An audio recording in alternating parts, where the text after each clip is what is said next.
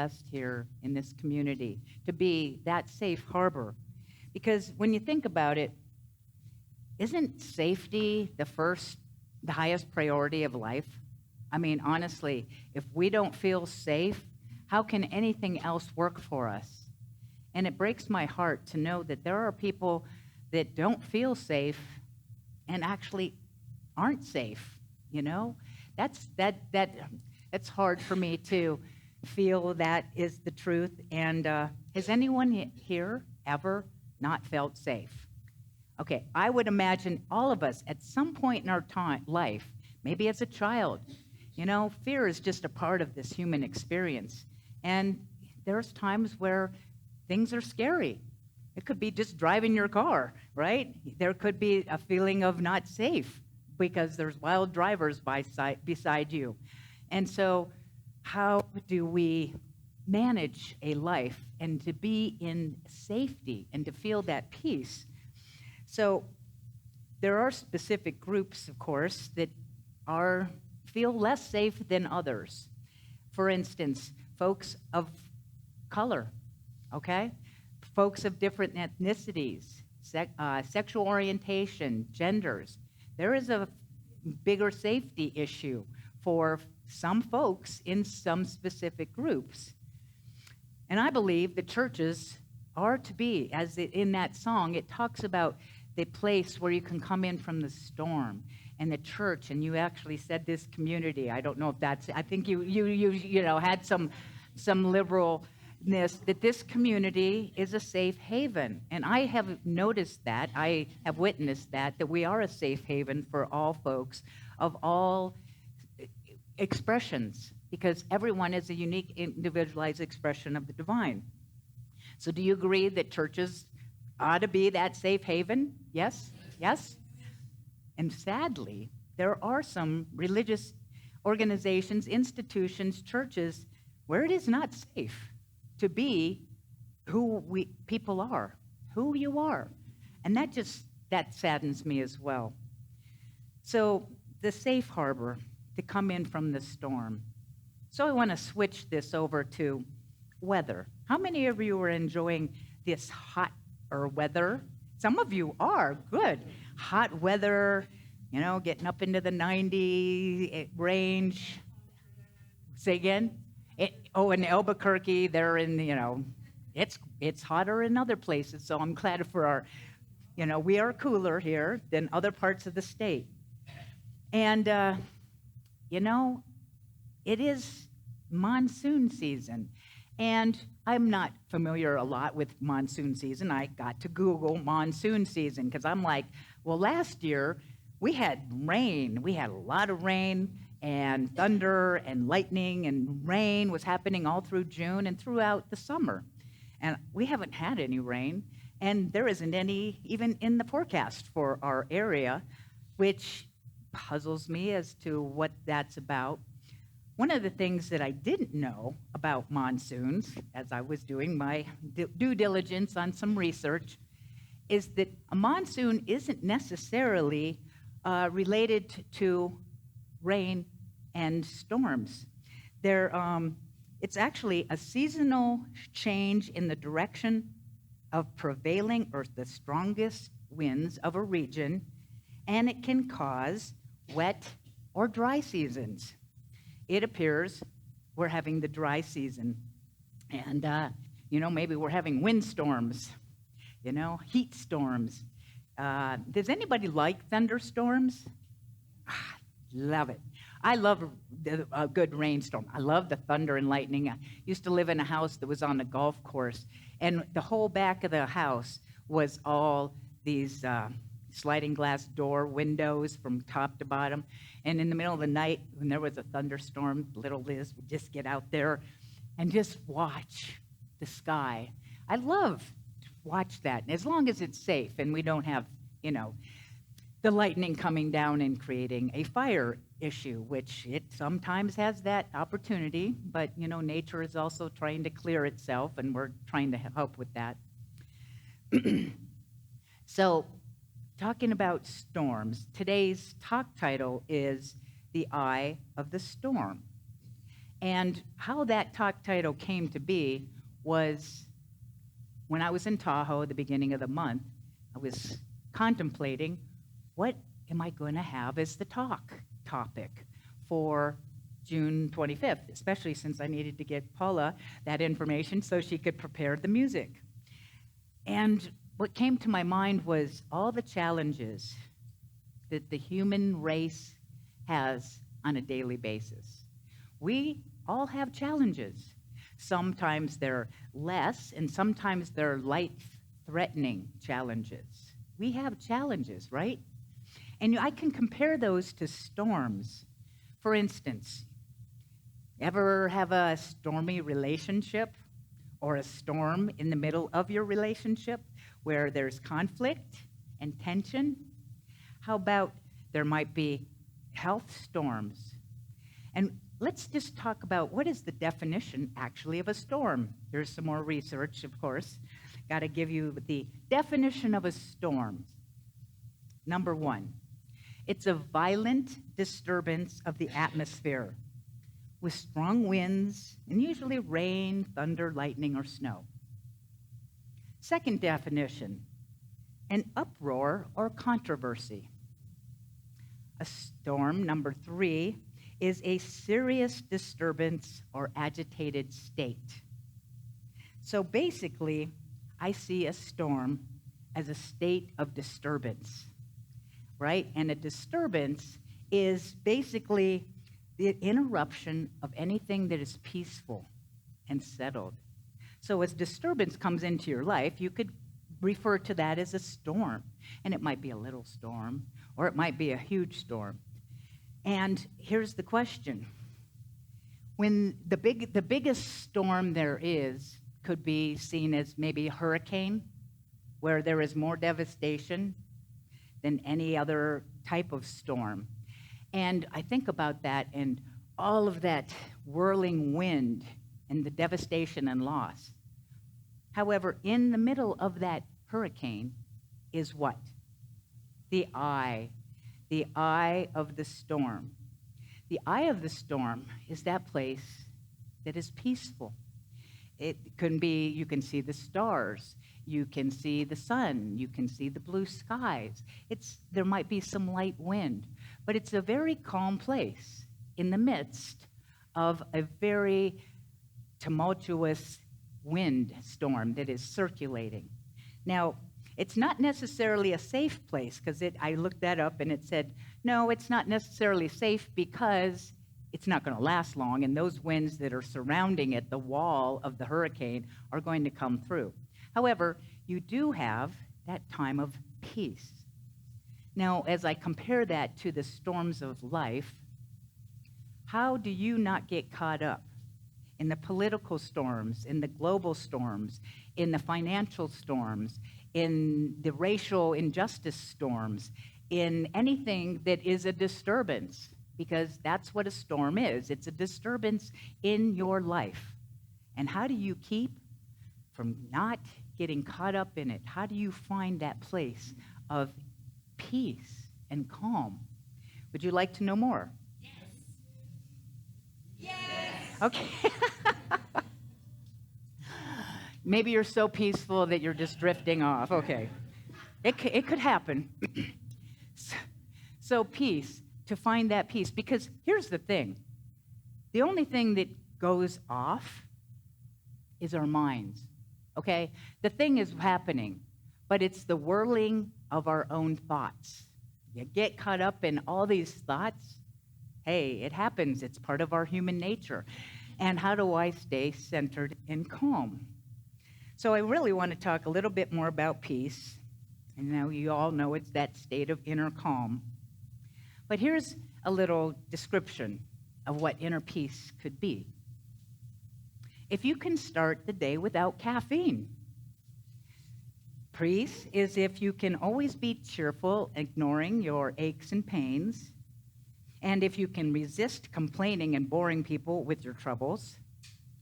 Peace, inner peace, could be when you can eat the same food every day and be grateful for it, and if you can understand when your loved ones are too busy to give you time. you have inner peace if you can take criticism and blame without resentment, and if you can conquer tension without medical help and sleep without the aid of drugs, you might be the family dog. Right? I mean, dogs are pretty happy. I know mine is, and they don't get too disturbed about too much, right? So I liked that. Now there is another story about peace, and it's called the Peace Prize. And it's written by Michael Webb. And there was once a king who announced throughout his kingdom that his country was going to have a contest. And he was building a new palace, and he wanted to have it decorated with a large painting. And that large painting would depict peace in the world. And that whoever won that Peace Prize would have a lot of money. So obviously there was a lot of people who wanted to send in pictures that would depict peace, because if they got chosen, they would get the cash money. So he had hundreds and hundreds of paintings come in, and he had a hard time deciding, but he finally narrowed it down to 2. So he put both of these paintings up and let the people see them, the final 2. So the first painting was of this majestic lake, and it was the most tranquil lake that you could imagine. It was so still that the lush hills were reflected in the still reflection of that lake. The sky was a brilliant blue with soft, puffy clouds floating above, and there was wildflowers decorating the grass in the wild fields around. And there was a family of deer gently grazing in the background. The serenity of this painting was one that you just felt the peace. And people actually shed tears because it was so tranquil and it just made them feel so good. The second painting was of a tall, brazen cliff mountain. It was rugged and strong, and it had a few small trees growing out of the cracks on the face of the cliff, with the roots kind of gnarled like they were hanging on to the rock. There was an angry waterfall just sliding down this brazen cliff and smashing onto the rocks below. And above it, there was these ominous clouds, dark, and there was lightning flashes. And so it didn't depict peace at all. However, the king finally made his choice and announced that the one that was the winner was the second one. What I neglected to tell you was that in that second painting of the barren cliff, which all of its darkness, that there was a small bush growing halfway up the cliff, and in the woody branches was a tiny nest with a mother bird sitting on her eggs. The people were confused, upset, and furious because they didn't see that at all as being a very peaceful picture. And the king explained by saying that peace is not the same as the absence of conflict. Peace is not the same as the absence of conflict or disturbance. Peace is first and foremost a state of mind, and those who know and have real peace have love in their hearts, even when there's turmoil, disturbance, and turbulence around them. I love that because we think, oh, and I'm just in my Buddha state. I am a Zen and all is calm and peaceful. The better state is when everything is going crazy around you and you are able to come to a sense of peace in the midst of the craziness. You want to have some of that? Yes. Okay, good for you. I had one yes. Anybody else like to have a way to get into that center? Anyone else? Thank you. All right, Alex, you're leading the pack here. So, I'm going to tell you how you can achieve inner peace. You good with that? Here's one way. I'm passing this on to you because it's definitely worked for me. And just by following the simple advice in this article, I have found the secret to inner peace. The article says that the way to achieve inner peace is to finish all the stuff you've started. Makes sense to me, because when you have stuff that you haven't done, that's kind of aggravating. But when you have it all taken care of and you've completed it and finished it, so that's pretty simple advice. So I looked around and looked at all the things that I had started and hadn't finished yet. So today, I finished one bottle of red wine, a bottle of Jack Daniels, my Prozac, a box of chocolates, and a half a gallon of Rocky Road ice cream. You have no idea how good I feel. Right? Okay, well, you might not want to do that one, but, I just figured that would be a moment of peaceful laughter. So, the thing about peace in the midst of a storm, there's a story also about Jesus, who is in the boat on the Sea of Galilee, which I actually got to be on the Sea of Galilee on a boat back in 1980. Yeah, I think it was 20. I was in a Christian college. Anyway, the Sea of Galilee. So the disciples, and they're going to go from one side of the lake to the other, and all of a sudden, a storm comes up. Well, Jesus, the great way shower, is sleeping.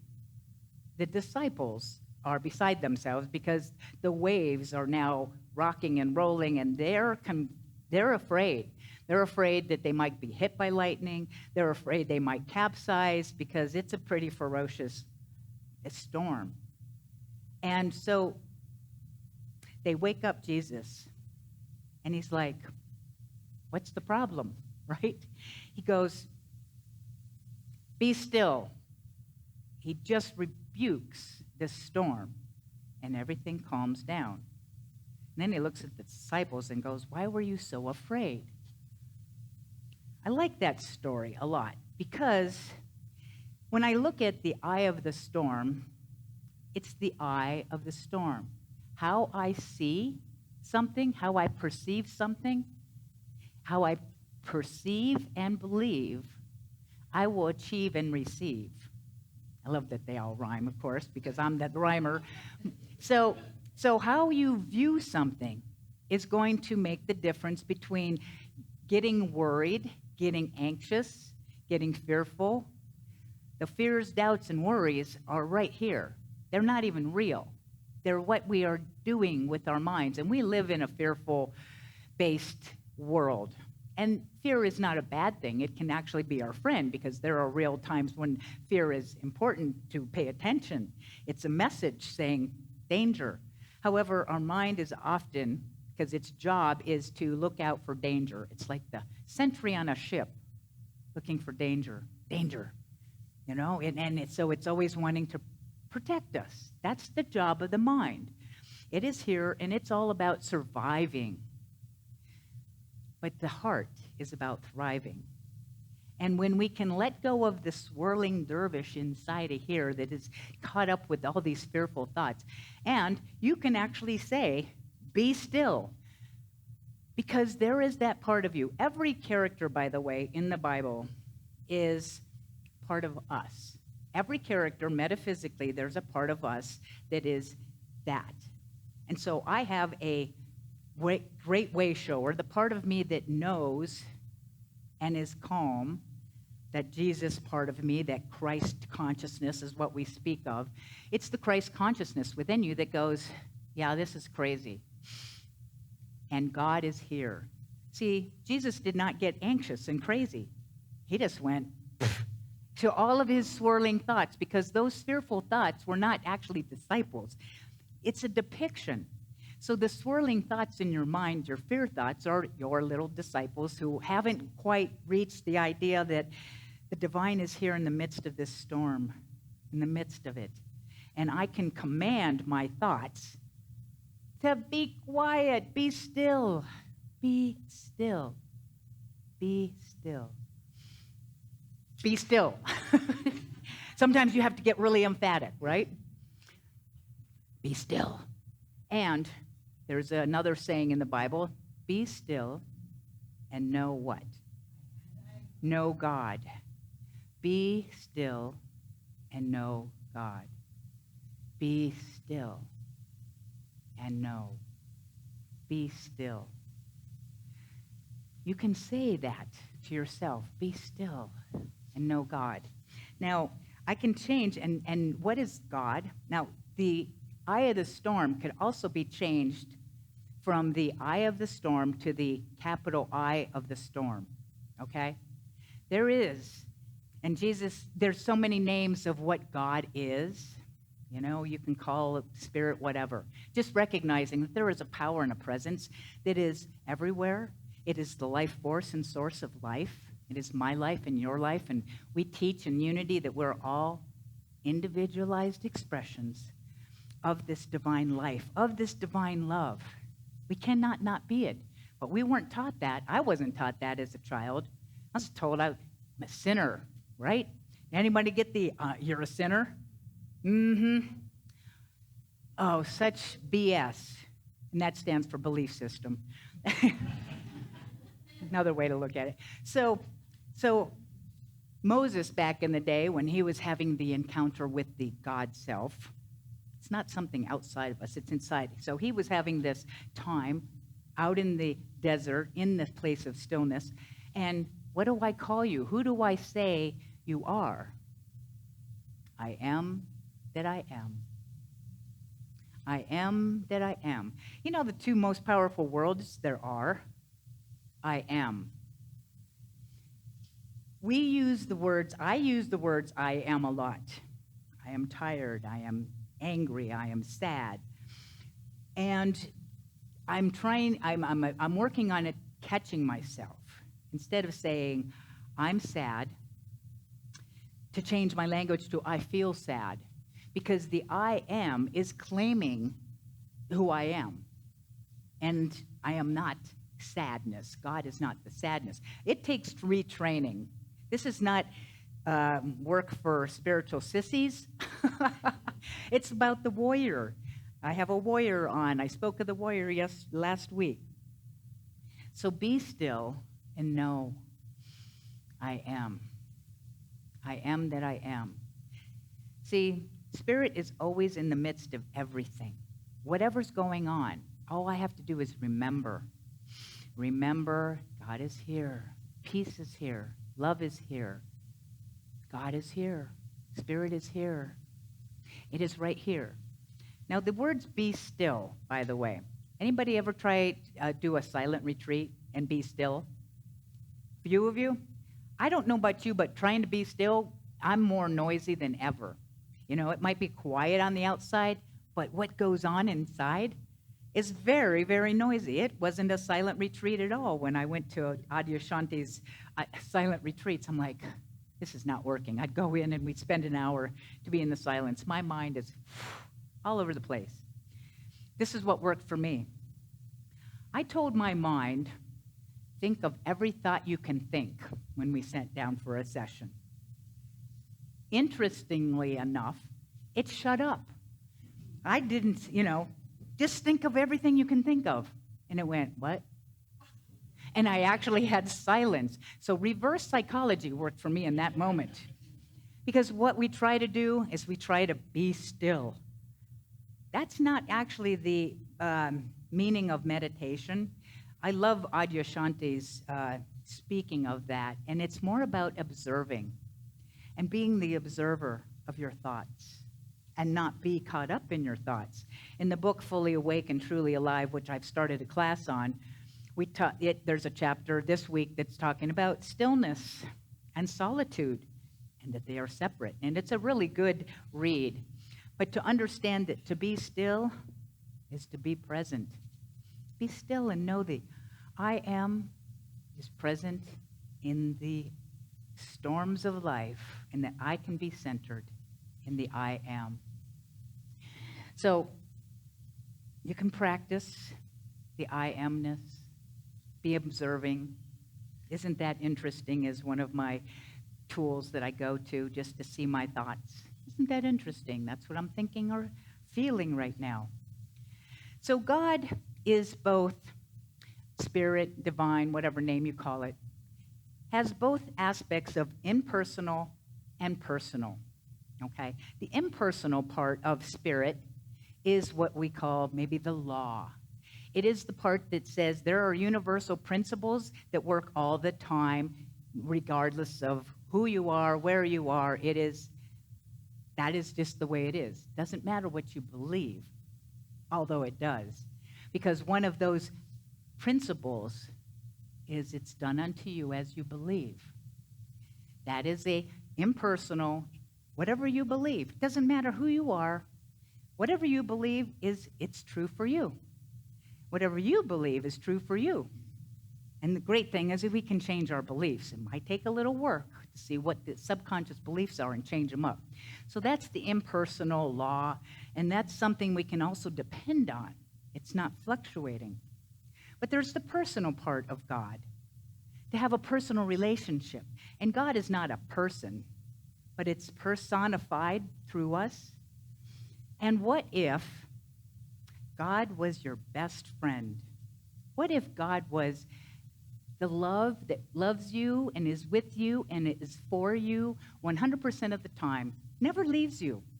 You might leave your thoughts of it being present, but the truth is you have a friend inside that you can talk to and listen to. And when I talked about seeing things differently, oh, my dear beloved God self, that's what I call my friend, God self.